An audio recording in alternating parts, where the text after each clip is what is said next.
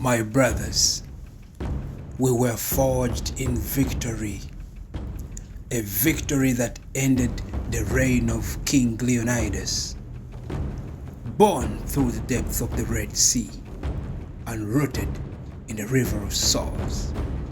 We will rise, we will conquer, Sparta shall prevail.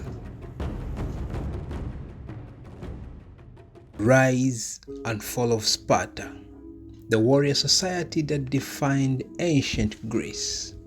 I want you to imagine a city where every citizen was born to fight, trained to endure, and destined to die in the service of their state. Welcome to Sparta, a society unlike any the ancient world had ever seen, where freedom was secondary to duty and every breath served one goal: the survival of Sparta. Let's rewind to around 9th century BC. Sparta wasn't always the military powerhouse we know it as. It began as just another small city-state in the Greek region of Laconia, nestled between rugged mountains and fertile valleys. The Spartans traced their origins to the legendary Dorian invaders, Greek-speaking tribes who conquered the area. Over time, they formed an oligarchic government, but life wasn't easy in those early days. They were surrounded by hostile neighbors, especially the Messenians, whom they subjugated after 2 brutal wars. The subjugation of the Messenians gave Sparta a unique problem. They turned the Messenians into helots, a class of enslaved people who outnumbered Spartan citizens by as much as 10 to 1. The Spartans lived in constant fear of rebellion. Their solution was to build a society centered entirely on military power. To understand Sparta, you have to understand its system, a blend of harsh discipline, minimal luxuries, and absolute loyalty to the state. The Spartans called it the agog. The agog was Sparta's brutal training program for boys. At the age of 7, Spartan boys were taken from their families and sent to live in barracks. They learned how to fight, endure pain, and survive on little food. Imagine being taught to steal bread, but beaten mercilessly if you were caught. The lesson was not morality, but how to be cunning and resourceful. By the time they turned 20, Spartan men became full-time soldiers, dedicating their lives to the army. They couldn't even live with their wives until the age of 30. Speaking of wives, Spartan women were no pushovers either. In most of ancient Greece, women were expected to stay out of the public eye, but not in Sparta. Spartan women were raised to be tough, athletic, and outspoken. They managed households, owned land, and were even encouraged to speak their minds. One of their sayings was, "Come back with your shield," or on it. Harsh, right? But it shows how deeply ingrained the warrior ethos was in the Spartan culture. Spartan women's primary role was to produce strong children, future soldiers. To them, childbirth was a form of battle, and they were expected to be just as fearless. Sparta's government was as unique as its society.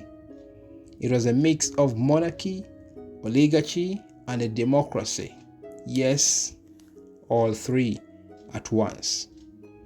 At the top were 2 kings, each from a separate royal family. One king led the military campaigns, while the other king stayed back to govern the society and the city.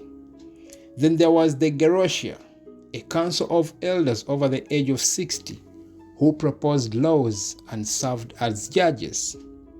The Spartan assembly, made up of male citizens, voted on these laws, but only with a simple yes or no.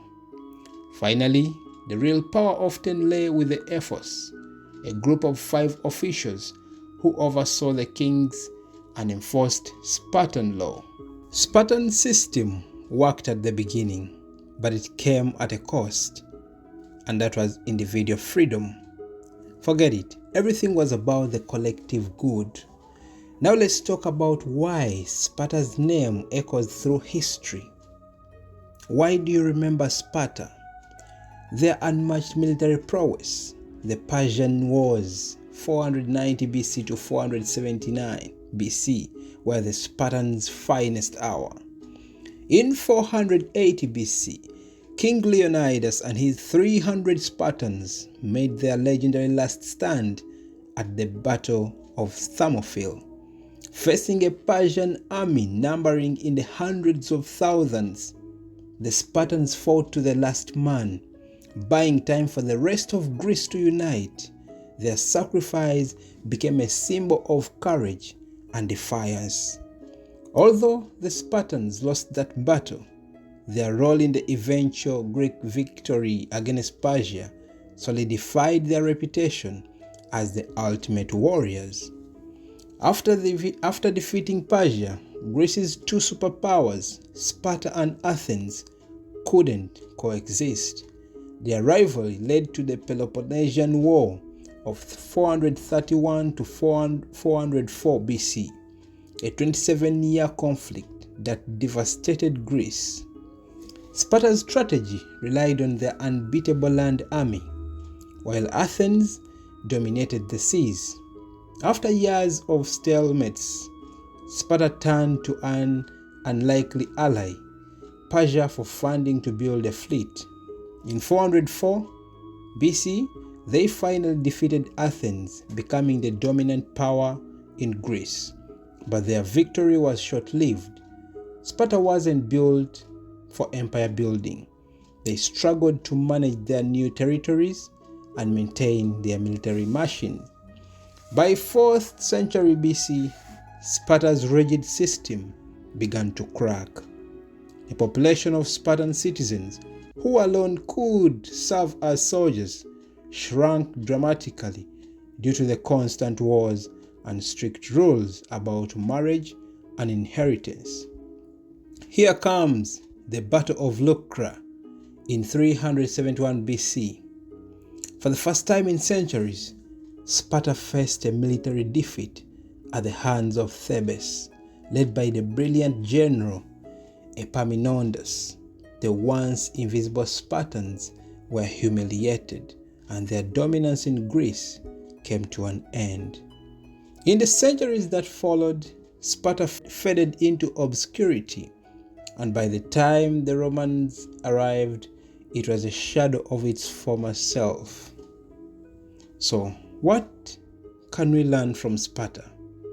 Their society was supreme, extreme, no doubt, but it left a lasting expression. The Spartan ideal of discipline, loyalty, and courage has inspired countless generations. From the movie like 300 to popular sayings like Spartan lifestyle, their influence lives on. But let's not forget the darkest hour or the darker side. Sparta's obsession with war came at the expense of art, philosophy, and individual freedom, things that flourished in Athens. In the end, Sparta reminds us of the delicate balance between strength and humanity. Sparta may have crumbled, but its legend will never die.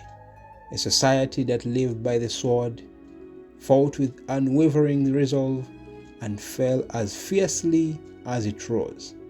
That was Sparta.